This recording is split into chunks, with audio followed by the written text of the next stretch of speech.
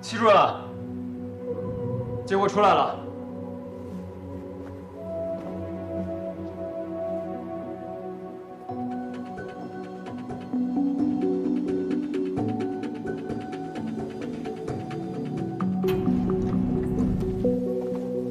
廖云生死了，谢瑶琪还生死未卜，我们好像又回到了原点。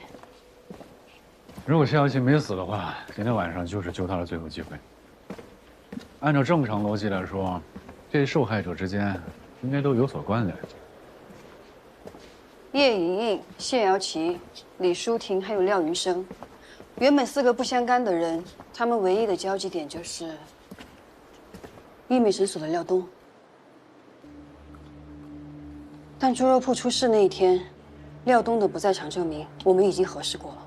可是现在他是唯一一个和案件有关的人。 把他叫过来问问。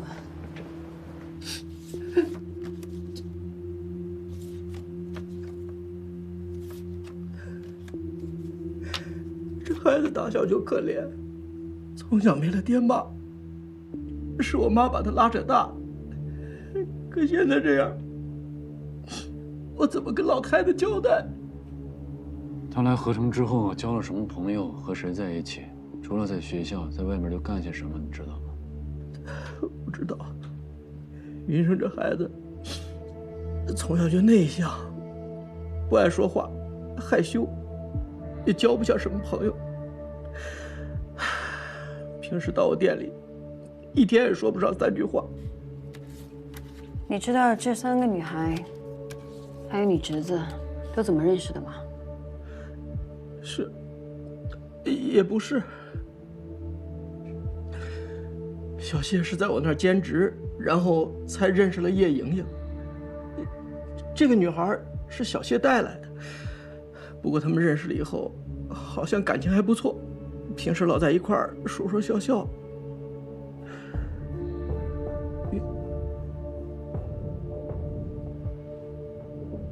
有什么你就说，把你知道的、想到的，一字不漏的告诉我们，这样才可以帮助我们找到杀害你侄子的凶手。 云生呢，只有放假的时候，还有我给他打电话的时候，他才过来。不过，我觉得他好像挺喜欢小谢，我好几次看见他偷偷的在看人家姑娘。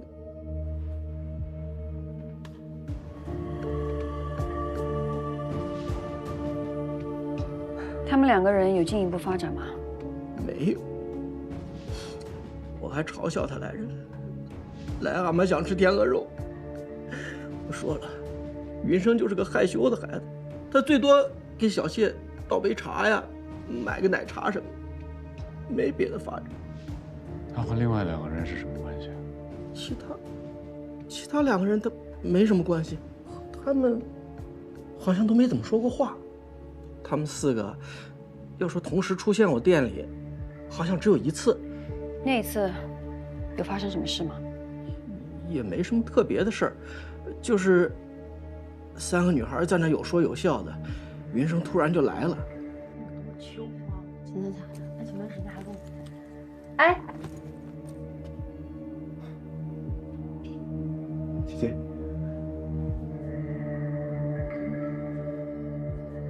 他设计推荐的这个东西很好用，你把人带了很多。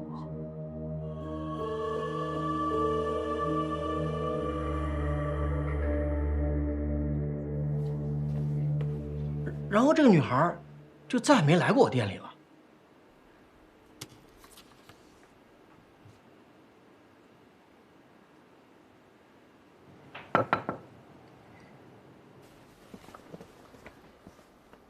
这是廖云生的尸检报告，我们都被误导了。廖云生才是第一名受害者。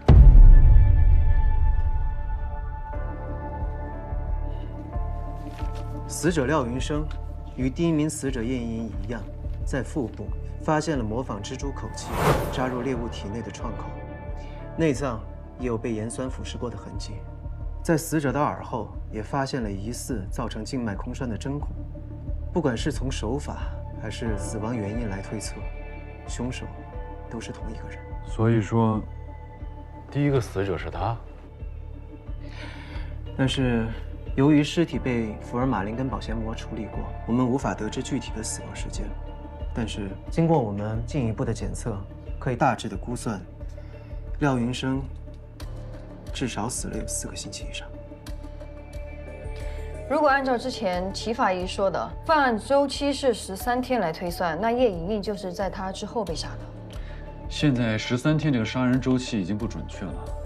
根据李淑婷的说法，凶手提前杀了谢瑶琪，而且绑架李淑婷的时间也提前了。这到底为什么？廖云生尸体被发现的那个604房间，还有那个菜棚，小苏那边有什么新发现吗？604房间是廖云生在兽医系的同学陈华的家。陈华长期在国外，所以那个房子就让廖云生帮他看着。我们在604房间发现的一些指纹已经在做匹配了，结果很快就会出来。而那个菜棚，它的主人是附近村民赵四的。赵四1个月前在家里修房顶的时候不慎摔伤，所以在床上躺了1个多月，他根本不知道菜棚发生了什么情况。第1名死者廖云生。尸体在604房间被发现，推测死亡时间在4个星期以上，在廖云生死后的大约4个星期，我们在北山山洞里发现了叶莹莹的尸体，也就是第2名受害者。按照日历标注，凶手应该是在8月14日杀害叶莹莹，在叶莹莹死后的第3天，谢瑶琪被绑。目前我们还无法确认她是否还活着。这本身是谢瑶琪，她不会把所有的受害者都画下来吧？第4名受害者李淑婷，在一个废弃工厂获救，凶手逃逸。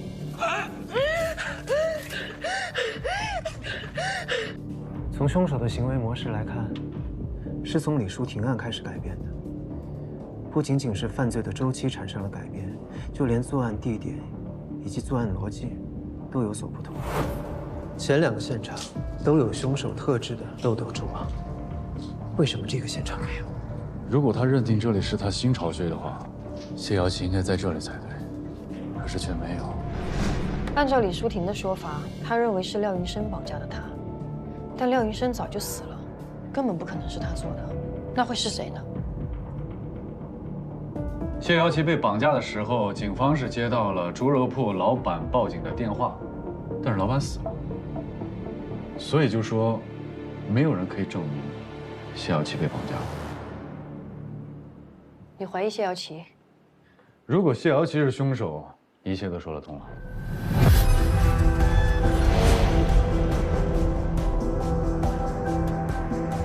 要这么说，那谢瑶琪在猪肉铺留下的头发，就是故意误导我们的。从一开始，我们从派出所到达了现场，就已经进入了他的圈套。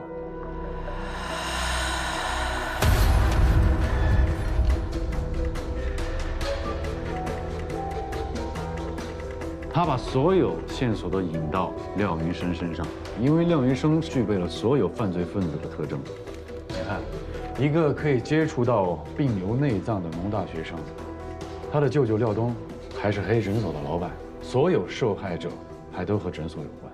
按照李淑婷说的，谢瑶琪和廖云生他们是恋爱关系，那谢瑶琪就很有机会能够进入到大棚，栽赃给廖云生。琪琪。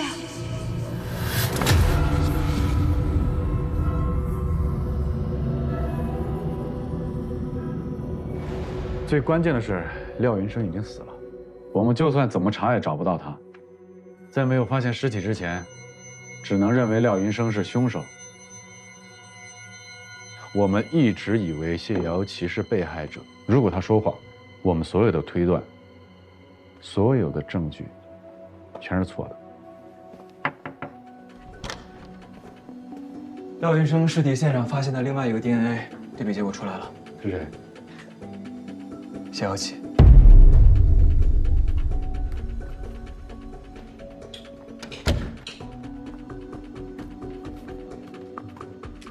廖云生被杀的时候，谢瑶琪还没有失踪。根据李淑婷的描述的话，他们俩在谈恋爱，那么他的 DNA 出现在604，也不奇怪。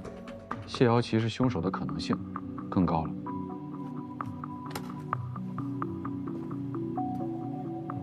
凶手如果是谢瑶琪，那李淑婷她所说的，又是真的还是假的？他给我看了几幅画，什么画？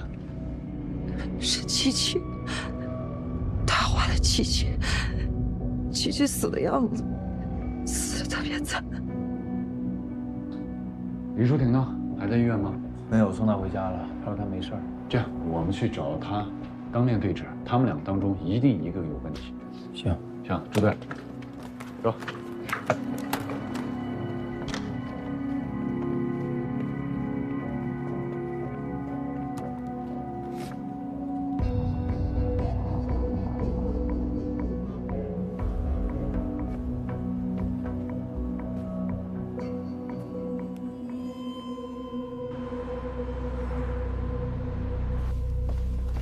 上次我就送她到楼下，她自己上来的。304。这个。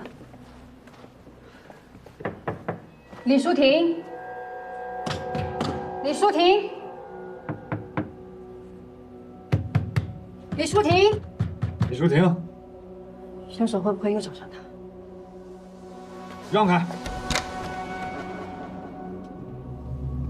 找谁呀？啊，你好，我们找李淑婷。谁？李淑婷。谁？这个，你见过这个人吗？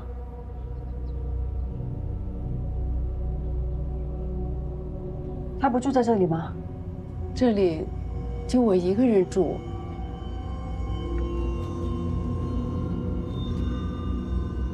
谢谢啊。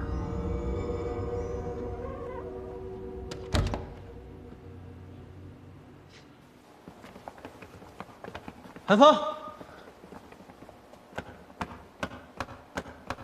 朱队，是李淑婷，是李淑婷一直在误导我们。韩队、朱队，我已经查过李淑婷在医院留的资料了，除了你们刚刚去的假地址，还有李淑婷在医院留的联系方式和紧急联系人，全部都是假的。全是假的。你是什么时候想到的？我也是刚刚才想到。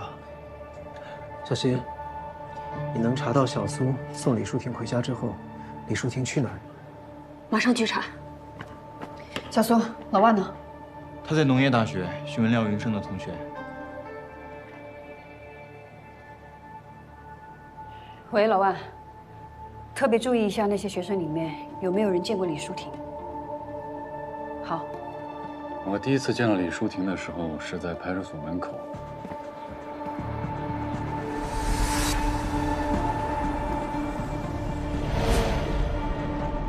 他本来打算要进去，可是他没有进，他还企图想说服我说是谢瑶琪只是失踪躲着他的父母。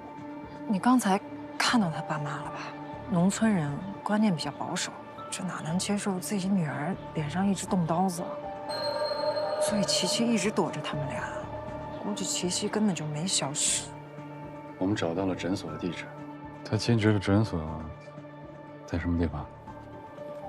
就个名片。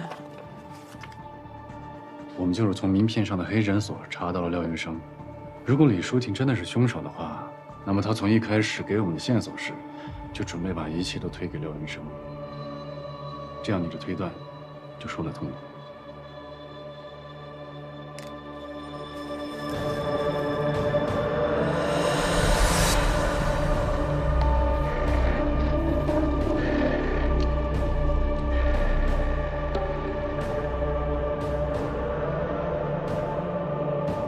救救我！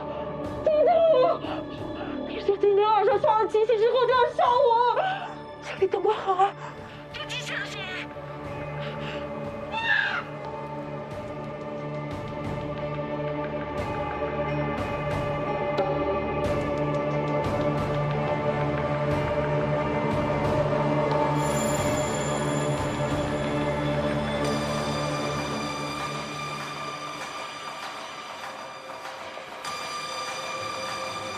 你们看这是不是廖女生啊？就这个家伙，好像这是他。韩队，我在路口的监控摄像头里发现了一个拿着空饲养盒、身穿黑色帽衫 T 的可疑人，会不会是廖云生？这也解释了为什么一到李淑婷这儿，凶手就改变了自己的犯罪逻辑，因为这本来就是李淑婷自导自演的一出戏，为了掩饰她所做的一切。也就是说，13天的固定模式可能没有变，谢瑶琪可能还没死。那目前我们最关键的就是找到李淑婷，把谢瑶琪藏在哪。农学院的教授说过，牛结合并的实验流程以及实验用的病原体都是严格管理的，不是什么人都可以轻易接触到的。我们已经清查过所有参与实验的同学，里面没有李淑婷。我相信，李淑婷她一定跟这个实验课有关。嫌我选修课的学生太多了，我也只见过他们1次，实在记不住。要不这样，警察同志，学生点名这一块一直是我助教做的。小芳，你来一下。哦，您好。你好，你看一下这个同学，你认识不？有点眼熟，这好像跟我们课上的一个同学有点像。那咱们有学生合影或者说课堂照片吗？哦，有的。第1节课我特意拍了几张，您看。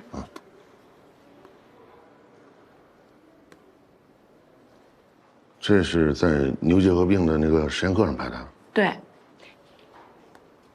你看像不像？但是脸被挡住了。这人叫什么呀？王启龙。点了2次名，他才达到。李淑婷用了假身份。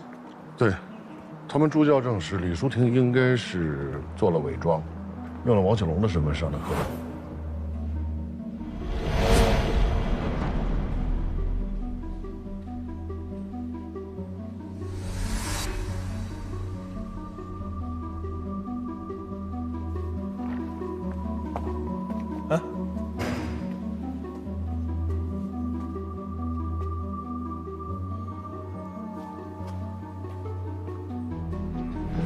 所以廖云生是在课堂上认识的李淑婷，只不过他认识的是伪装后的她。难怪在医美诊所有那么大的反应。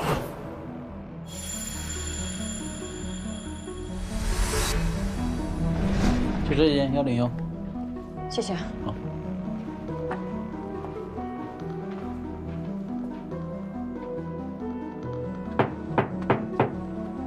有人吗？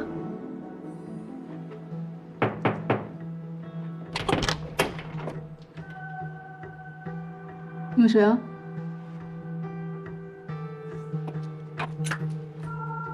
王启龙。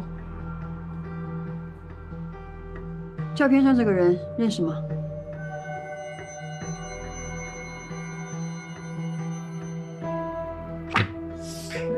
照片上哪个人是你？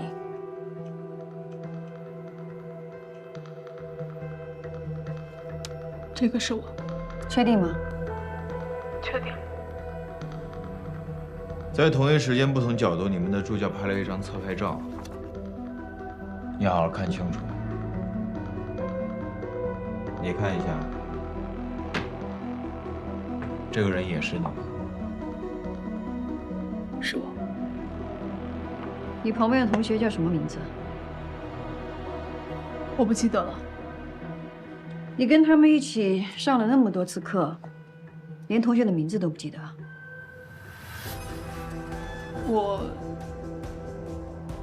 我不太跟同学交流的。我们今天把你叫到这来，就说明我们掌握了一定的证据。再问你最后一次，这个人是谁？他叫什么名字？淑婷是不是出了什么事儿了？她还好吗？这个人叫李淑婷，对吗？他为什么会利用你的名字出现在课堂上？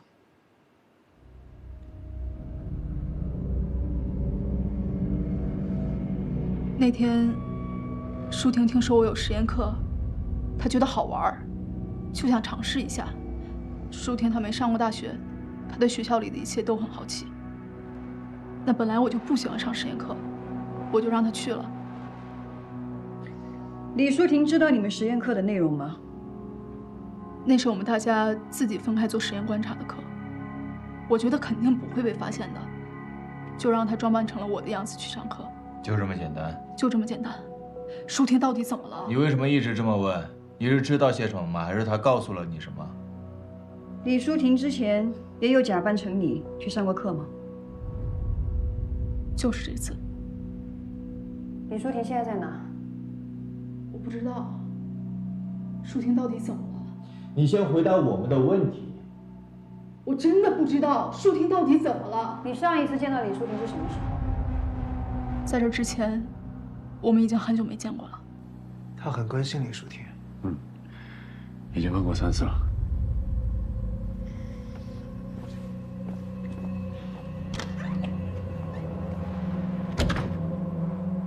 李淑婷养蜘蛛吗？为什么问这个？这是她养的蜘蛛吧？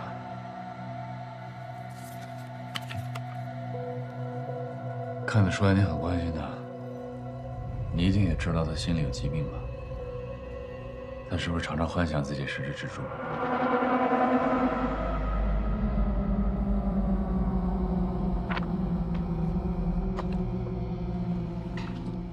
我们怀疑这2个人都是他杀的。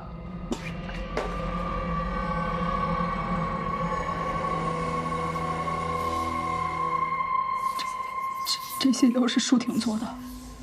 对。他杀人了。你是不是知道这事？他杀人了。对。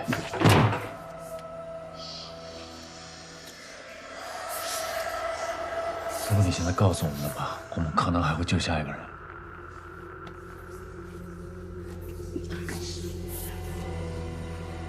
如果你想救他的话，就把你知道的告诉我们。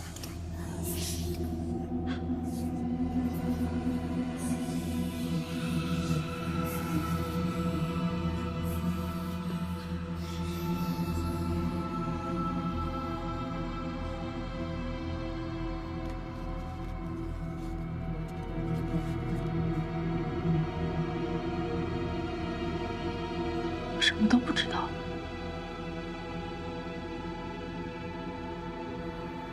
这家伙一定知道什么。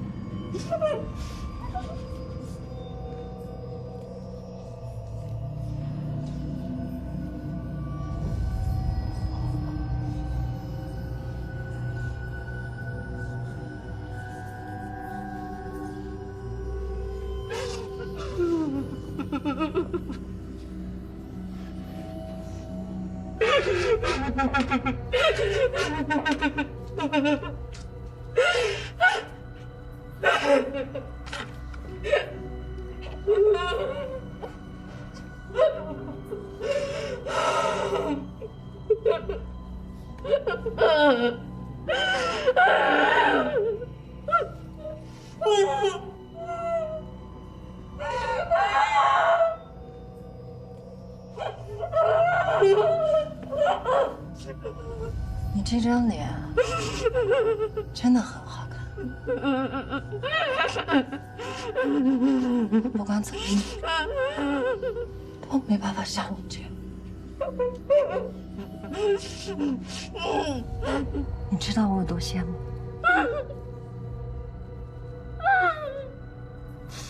没有人喜欢我。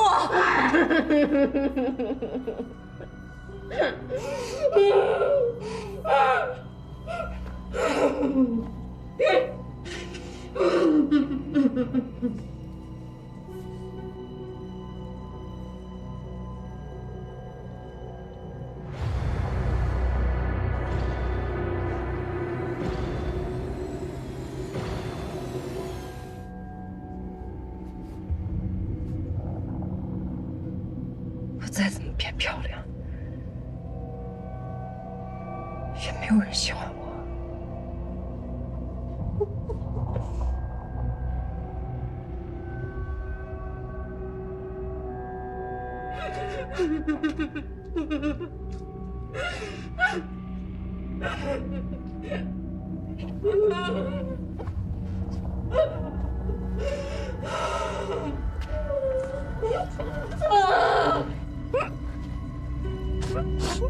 你跟叶莹莹不是一直说我长得丑很可怕吗？我都听见了。你忘了？就在黑诊所，我们3个人一起打美容针啊。舒婷、姚琪，我跟你们说啊，这个美容针可管用了，等3个月之后再来打第2针，我保证你们容光焕发。莹莹，你好没有蜘蛛啊！你下去了吗？那儿。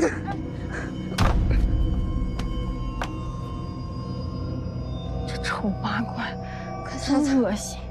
我看见这黑乎乎毛茸茸的东西，我就饭都吃不下。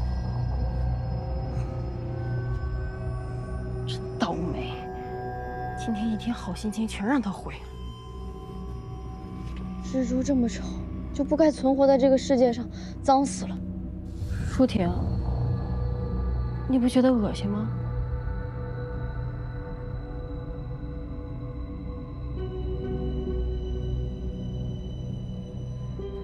你不是说我不配存活在这个世界上？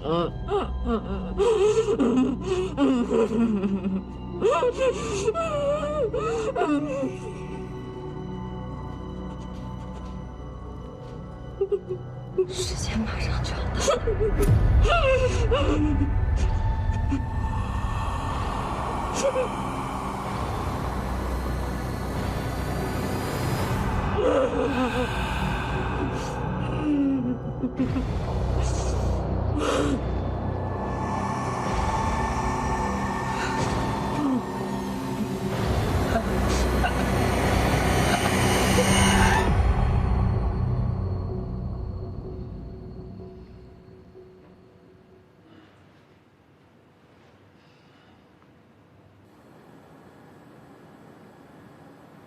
我们去搜了他们家，什么都没发现。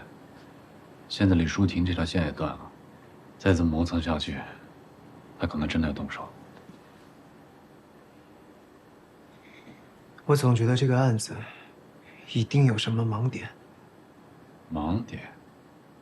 其实我们对凶手没有什么实质性的掌握。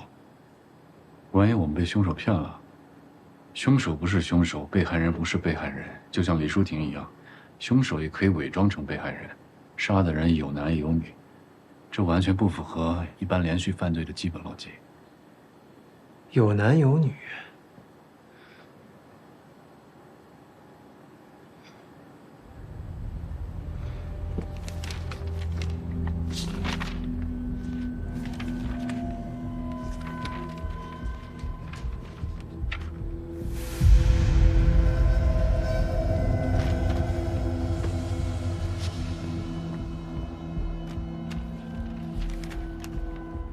怎么样？我们当时推导凶手杀人，不是为了捕食，而是为了生殖繁衍。但奇怪的是，叶莹莹并没有被性侵过的迹象。但现在，如果李淑婷是凶手，叶莹莹没有被性侵，那就合理了。但是她应该杀男人才对。如果凶手的目的真的是为了生殖繁衍，他为什么要抓和自己同为雌性的叶莹莹和谢瑶琪呢？他第一个杀的是廖云生。他杀廖云生是为了模拟雌蜘蛛杀死雄蜘蛛的行为，所以他把廖云生当成了雄蜘蛛。但是他在杀完他以后，应该模拟产卵才对，为什么还会对叶莹莹和谢瑶琪下手？除非他根本就无法产卵。叶莹莹的尸体在腹部有一道伤口，子宫被破坏了，凶手有疑似仇杀女性的倾向。或许他的目的就是为了破坏子宫。如果它不能产卵的话，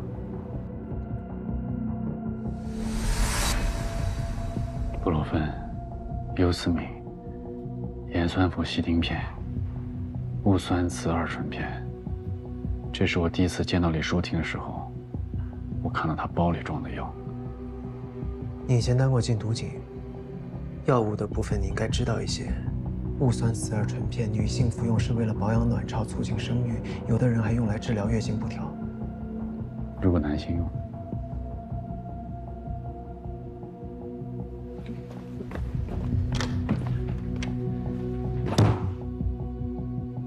李淑婷一直在服用戊酸雌二醇片，她根本就不是女性。你现在还不知道这个事态的严重性。如果你再不说实话的话，你一辈子就完了。你知道什么就快说。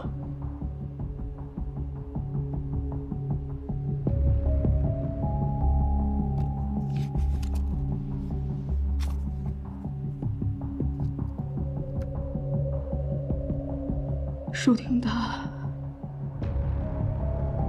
不是李淑婷。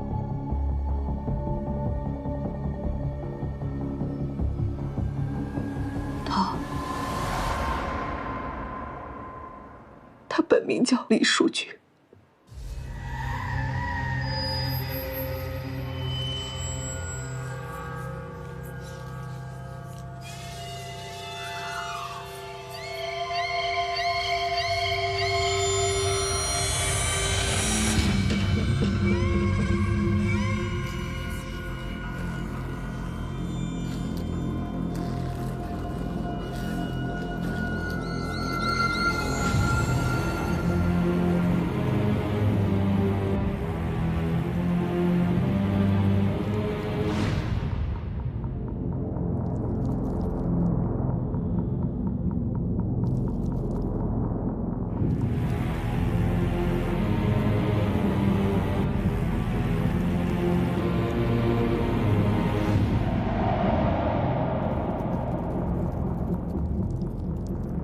他们都不懂我的美，不过没关系，很快他们就会付出代价。很快。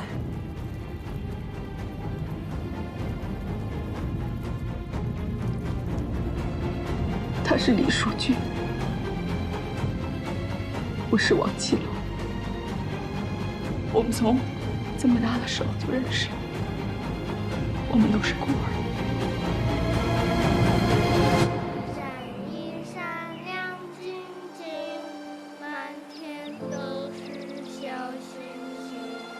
小花花，王启龙，你好了没？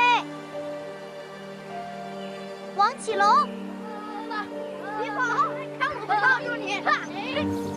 哟，这个不是我们班那个小怪物李淑君吗？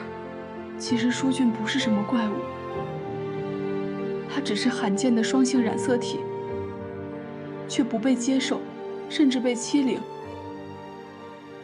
才走上了这条不归路。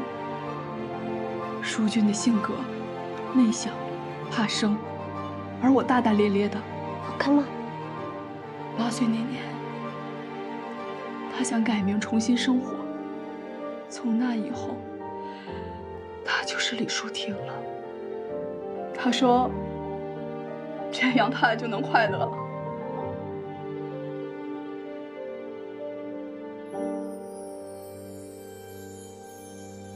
啊，小朋友，你们叫什么名字？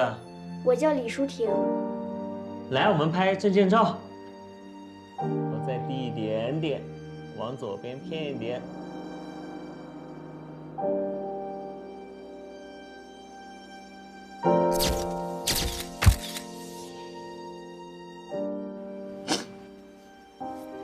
我想让他快乐，我不想让他再受欺负。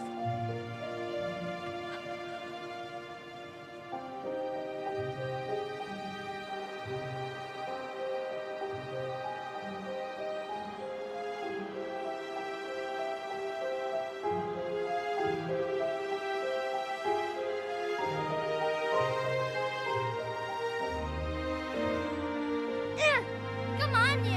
别推我！李书记，李书记，院长那边有人打起来了。哎呦！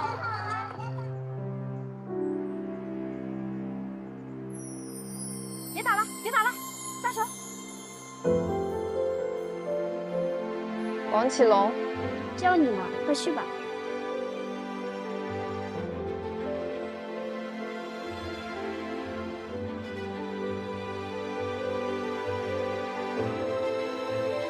你叫什么名字？王启龙。你今年几岁了？9岁。好。你叫什么名字呀？李淑婷。你今年多大了？8岁。8岁，好。所以你就一直帮他隐瞒身份？是。他用新的身份离开了家乡，这里没有人认识我们，我们就是新的自己了。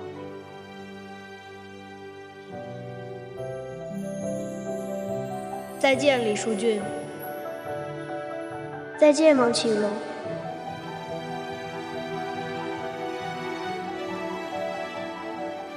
警官，我求求你们了，你们能告诉我，舒婷到底怎么了？我不应该让她替我去上实验课的，不是我的错，都是我的错。你现在还有机会可以帮助他，你快告诉我们，他现在了。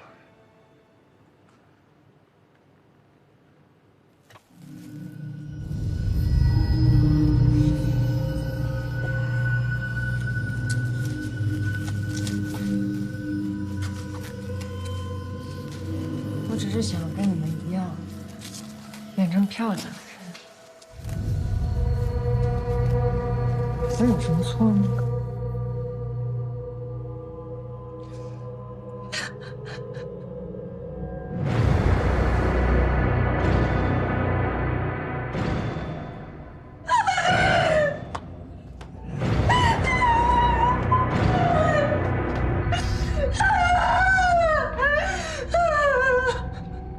廖云生在学校遇见我之后，他觉得我是怪物，你们知道了也嫌弃我。我在学校厕所看见他了，鬼鬼祟祟的，不知道在干什么。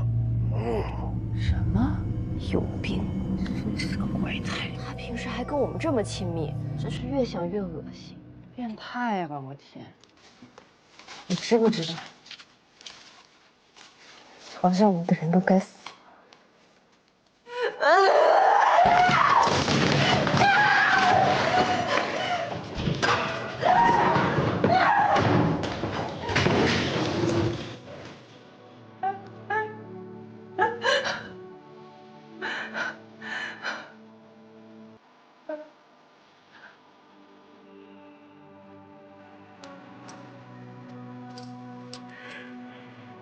你知道生命走到尽头是什么感觉吗？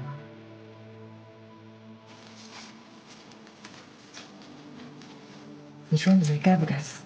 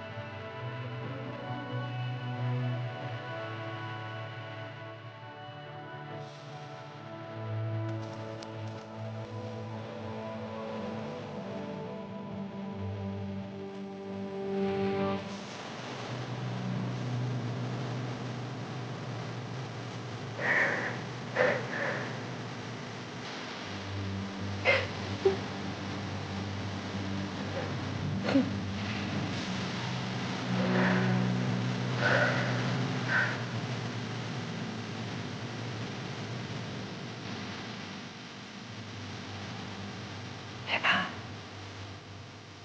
很快就会结束。